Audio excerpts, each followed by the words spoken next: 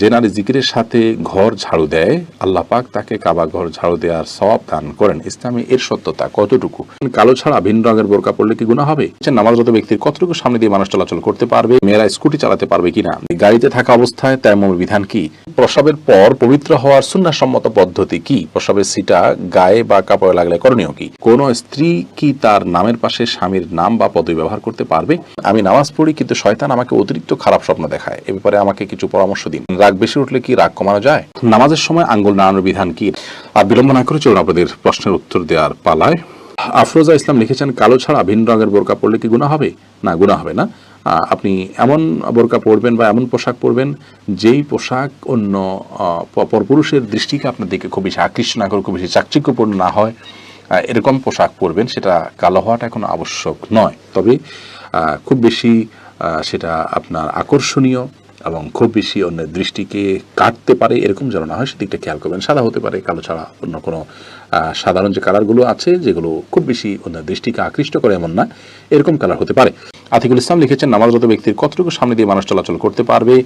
নামাজি ব্যক্তির দৃষ্টির যে সীমানা এটার বাইরে দিয়ে তিনি চলতে পারবেন। সাধারণত সুন্নাহসম্মত পদ্ধতিতে সালাত আদায় করলে সিজদার সীমানার দিকে তাকালে সিজদার পাশাপাশি আর সামান্য একটু জায়গা তার দৃষ্টির এরিয়াতে থাকে, তার বাইরে দিয়ে তিনি চলতে পারবেন।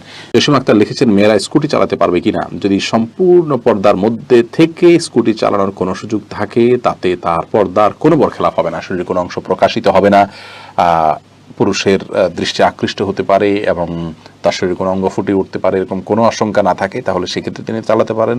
সফরের দূরত্বে তিনি যাবেন না এই শর্তে। মাহমুদুল হাসান আপনি লিখেছেন, পুরুষদের গাড়িতে থাকা অবস্থায় তায়াম্মুমের বিধান কি? যেখানে মাটির ব্যবস্থা নাই, গাড়িতে আছেন সেখানে কোথাও না কোথাও পানি আছে, আপনার গাড়িতে পানি আছে, বাইরে পানি আছে, কোনো না কোথাও পানি থাকার কথা। অতএব সে অবস্থাতে আপনি তেমন করতে পারবেন না। যদি আপনার গাড়িতেও কোনো পানি না থাকে, আপনি এমন জায়গাতে যাচ্ছেন সেখানে দীর্ঘ এলাকাতে কোথাও পানির কোনো সন্ধান নেই আপনি আপনার জানা মতে, এবং কারোর কাছ থেকে চেয়েও গাড়ি পানি পাবেন না, কিনেও পানি পাবেন না, এরকম অবস্থা হলে তখন আপনি তায়াম্মুম করবেন। সেক্ষেত্রে গাড়ি থামিয়ে আপনি মাটি জাতীয় যে কোনো কিছু রাস্তার উপরে যা আছে সেটার উপরে আপনি তায়াম্মুম করতে পারেন। অতএব গাড়ির মধ্যে আপনি আপনার গায়ের দেয়ালে বা গায়ের যে বডি আছে সে বডিতে হাত দিয়ে আপনি তায়াম্মুম করতে পারবেন না। ভেতরের অংশে আপনাকে মাটি জাতীয় দ্রব্যের উপরে তায়াম্মুম করতে হবে, কারণ গাড়ি তো আর বাতাসে চলছে না, শূন্যে চলছে না, মাটিতে চলছে। অতএব আপনি অবশ্যই তায়াম্মুম করতে পারবেন সেখানে।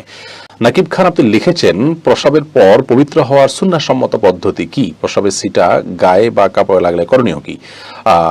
পেশাব বসে করবেন যাতে করে আপনার পেশাবের ছিটা গায়ে না লাগে, এবং যদি গায়ে লেগে যায় এবং ছিটাগুলো হয় যে শুয়ের আগাতে যে পরিমাণ পানি থাকে ওই পরিমাণ ছোটো ছোটো ছিটা, তাহলে সেক্ষেত্রে অসুবিধা নেই। তারপরেও আপনি সম্ভব হলেও জায়গাটা ধুয়ে ফেলবেন বা মুছে ফেলবেন। ধুয়ে ফেলাই উচিত, ধোয়ার কিছু না থাকলে আপনি বিকল্প হিসেবে মুছে ফেলবেন। কারণ নবী সাল্লাল্লাহু আলাইহি ওয়াসাল্লাম বলেছেন, ইস্তানজিহু মিনাল বাউল, তোমরা পেশাব থেকে পবিত্র থাকো, ফাইন্না আম্মাতা আযাবুল কবর মিনহু, বেশিরভাগ আযাবের কবর হয়ে থাকে এই পেশাব থেকে পবিত্র না থাকার কারণে। বিধায় এটি আমাদের করা উচিত এবং চেষ্টা থাকা উচিত। এমনি মূসা আপনি লিখেছেন, কোন স্ত্রী কি তার নামের পাশে স্বামীর নাম বা পদবি ব্যবহার করতে পারবে? স্ত্রী তার নামের পাশে তার বাবার নাম বা পদবি, বংশ পরিচয় এটি বহন করবেন। নামটা কেন? নাম, পদবি, নামের পরের যে অংশ, গিভেন নেম, সারনেম, এগুলো সবগুলো মূলত মানুষের পরিচয়ের জন্য। আর এই পরিচয় হবে মানুষ তার নিজের বংশ দিয়ে। ধরুন তার বংশ কি, তার বাবাকে, এটা হলো তার পরিচয়। স্বামীর সাথে তার একটা পরিচয় তা অবশ্যই আছে, কিন্তু এই পরিচয়টা হলো খুবই আপনার সীমিত পরিসরের পরিচয়। যতদিন দাম্পত্য সম্পর্ক আছে ততদিনের পরিচয়, কিন্তু বাবার সাথে এবং বংশের সাথে তার যে পরিচয় সেটা স্থায়ী পরিচয় এবং সেটা পরিবর্তনযোগ্য নয়। বিধায় ওইটাই হলো সুন্নাহ। আমাদের দেশে স্ত্রীগণ তাদের নামের সাথে স্বামীর নামকে যুক্ত করে থাকেন, এটি সুন্নাহ নয়। সুন্নাহ হলো বাবার নাম, বংশের নাম যুক্ত থাকবে। আপনি হাসান চৌধুরী আপনি লিখেছেন, আমি নামাজ পড়ি কিন্তু শয়তান আমাকে অতিরিক্ত খারাপ স্বপ্ন দেখায়, এ ব্যাপারে আমাকে কিছু পরামর্শ দিন। আপনি নামাজ পড়েন, শয়তান আপনাকে খারাপ স্বপ্ন দেখায়, খারাপ স্বপ্ন দেখলে করণীয় কি? এই বিষয়ে আমাদের একটা ভিডিও আছে, দেখে নেবেন। সংক্ষেপে আমরা বলছি, আপনি যদি খারাপ স্বপ্ন দেখার পর ঘুম ভেঙে যায় তাহলে বাম দিকে 3 বার থুতু ফেলবেন। সে থুতুটা হবে আলতোভাবে, জাস্ট ওই যে আমরা শুয়ের আগে যে পানি থাকে এরকম পরিমাণে থুতু আপনি বামে ফেলবেন 3 বার, এবং আমানতু বিল্লাহি ওয়া রাসূলি এরকম আপনি দোয়া পড়বেন এবং যদি সম্ভব হয় উঠে ওযু করে 2 রাকাত নামাজ পড়বেন এবং যে কাজে থাকেন সেই কাজ পরিবর্তন করে ফেলবেন। এই কাজগুলো হলো মোটামুটি আপনার আমার করণীয় যদি দুঃস্বপ্ন দেখি আমরা তখন। নিঃস্ব অমর চৌধুরী আপনি লিখেছেন, রাগ বেশি উঠলে কি রাগ কমানো যায়? রাগ বেশি উঠলে অবশ্যই রাগ কমানো যায়। রাগ কমানোর জন্য গুরুত্বপূর্ণ একটা ভিডিও আমাদের পেজে ইনশাআল্লাহ খুব শীঘ্রই আপলোড হবে, সেখানে নজর রাখুন।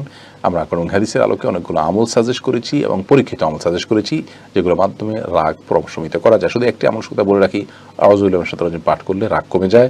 এটি যত বেশি পাঠ করবে সেটা রাগের মুহূর্তে পাঠ করলে রাগ কমে যায়, এটি করবেন। এরপরে রোমানা মালিক আপনি লিখেছেন, নামাজের সময় আঙ্গুল নাড়ানোর বিধান কি? নামাজের সময় আমরা যখন তাশাহুদ পড়ি তখন আমরা যে তাশাহুদের মধ্যে মূলত তাশাহুদ মানে হলো সাক্ষ্য দেওয়া, আমরা সেখানে মূলত সাক্ষ্য দিই আল্লাহর একত্ববাদের এবং মুহাম্মদ সাল্লাল্লাহু আলাইহি ওয়াসাল্লামের রেসালতের, তার রাসূল হওয়ার সাক্ষ্য দেই।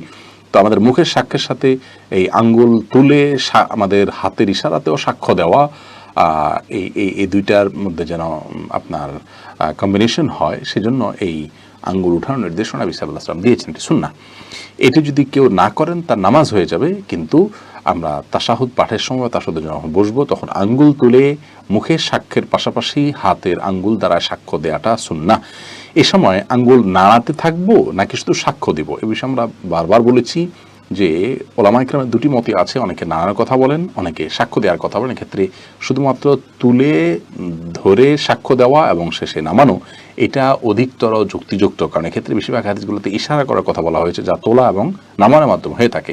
হ্যাঁ, কোনো কোনো মানে আসছে এটি নাড়ানোটা শয়তানের জন্য আপনার লোহার আঘাতের চাইতেও বেশি কষ্টের, তো সে নাড়ানো বলতে উঠানো এবং শেষে নামানো, সেই নাড়ানোর কথা নবী সাল্লাল্লাহু আলাইহি ওয়াসাল্লাম বুঝিয়ে থাকতে পারেন এবং অন্য হাদিসগুলোকে লক্ষ্য করলে বোঝা যায় যে এইটাই হওয়ার সম্ভাবনা অনেক বেশি প্রবল। আল্লাহু আ'লাম বিসওয়াব। অতএব যারা নাড়াচ্ছেন তারা একটা হাদিসের উপরে আমল করছেন, একটা ব্যাখ্যার উপরে ভিত্তি করে, সেটাকেও ভুল না বলে আমরা যেটাকে সঠিক মনে হচ্ছে সেটার উপর আমল করতে পারি। বিষয়টি একান্তই নফল আমল, ফরজ বা ওয়াজিব নয়। এটা নিয়ে ঝগড়া বিবাদে লিপ্ত হওয়ার কিছু নেই, বিশেষ করে যখন উভয় মতের সপক্ষেই আপনার কোরআন হাদিস ভিত্তিক দলিল রয়েছে এবং কোরআন হাদিস দলিলের উপরে বেস করেই মতগুলো গড়ে উঠেছে এবং এটি স্কলারদের মত, ইমামদের মত। অতএব কোনো অসুবিধা নেই ইনশাআল্লাহ বিদিল্লাহ। ফাতেমাতুজ জোহরা আপনি লিখেছেন, যে নারী জিকিরের সাথে ঘর ঝাড়ু দেয় আল্লাহ পাক তাকে কাবা ঘর ঝাড়ু দেওয়ার সওয়াব দান করেন, ইসলামে এর সত্যতা কতটুকু? বোন, এটি একান্তই একটি মন গড়া উক্তি, কারণ হাদিসে এরকম কোনো উক্তি আছে বলে আমাদের জানা নেই। সন্দেহাতীতভাবে কোনো নারী কিংবা পুরুষ তিনি তার নিজের কাজের ফাঁকে ফাঁকে যখন আল্লাহর জিকির করবেন, আল্লাহর স্মরণ করবেন, তখন সেই কাজটি অনেক বেশি বরকতময় হবে, কল্যাণকর হবে। তিনি তার সময়টাকে কাজে লাগাচ্ছেন, তিনি জাকিরিনদের মধ্যে শামিল হচ্ছেন, যে জাকিরিনদের প্রশংসা আল্লাহ তাআলা কোরআনে কারিমে বলেছেন, তাদের জন্য জান্নাতের প্রস্তুত আল্লাহ তাআলা করে রেখেছেন। ওয়াযাকিরিন ওয়াযাকিরাত ওয়াযাকিরিন আল্লাহ কাসীরান ওয়াযাকিরাত, যারা বেশি বেশি আল্লাহ তাআলা জিকির করে সেই নারী পুরুষের প্রশংসা আল্লাহ তাআলা করেছেন, তাদের জন্য পুরস্কার ঘোষণা করেছেন জান্নাতের। অতএব তিনি তাদের অন্তর্ভুক্ত এবং এটি একজন মুসলমানের জন্য খুবই ভালো দিক সন্দেহাতীতভাবে। কিন্তু তার মানে এই নয় যে এই কাজ করলে কাবাঘর ঝাড়ু দেওয়ার তৌফিক হবে। অনেক মহিলারাই ঘর ঝাড়ু দিতে দিতে তারা জিকির করেন, কই তারা তো কাবাঘর জীবনে একবারও ঝাড়ু দেওয়ার তৌফিক হয়নি। কাবাঘর ঝাড়ু দেওয়ার নির্দিষ্ট ব্যক্তি আছে, তার বাইরে পৃথিবীর বিভিন্ন প্রান্তের মানুষ তৌফিক পেয়েছে, এরকম কোনো কথা আমাদের জানা নেই।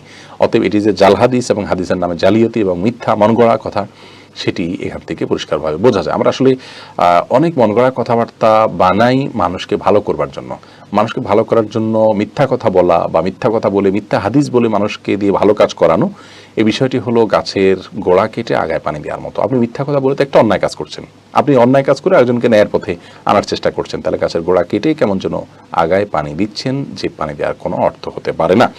আগে গোড়া সংরক্ষণ করুন, এরপরে পানি দিবেন কোথায় না দিবেন সেটা পরের প্রশ্ন।